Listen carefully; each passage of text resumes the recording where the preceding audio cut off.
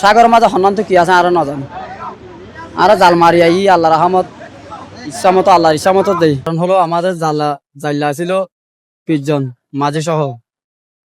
এখন আমরা নামছিলাম যে 8টা বাজে, অন্য জাল্লা নামছি যে 4টায় 5টায়, আমরা আরো নামছি যে 8টা বাজে।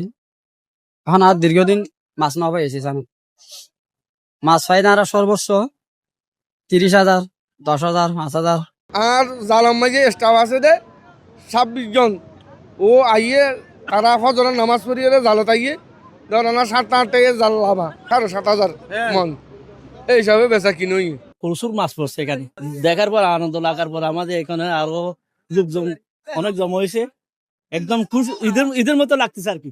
আল্লাহ আরে ভুট্টো বছর এন দিলাম মাছ দে তা তুন দিয়া মসজিদ আছে কালি একাম মসজিদের সব আঁকি আই প্রত্যেক মসজিদের মাঝে গোগো গরু দি সেই হিসাবে আই আল্লাহ তু মাইকি আল্লাহ মসজিদের সব তু গরু কিনা পরেন তো খালি গরুকে কিনি দিই গরু টিয়া দিনও পারি এই হিসাবে আল্লাহ তু মাইকি আল্লাহ আরে দিয়ে জনের বাদে অন্য লোকজন যারা আছিল এটা হাসাম মাঝে তারাই সহযোগিতা করানোর হারনা আর মাছ মজাই পাইছে হাসাম মাঝে।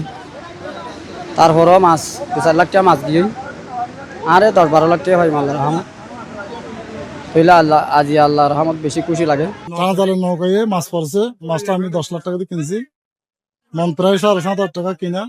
আমি মাছটা শুক্রি করি ওই সিটাঙ্গারাতে পাঠাবো আর আমরা লাভ আশাবাদী, আমরা লাভ করবো, এগুলা মাছ শুক্রি করে আমরা সিটাং পাঠাই দেবো।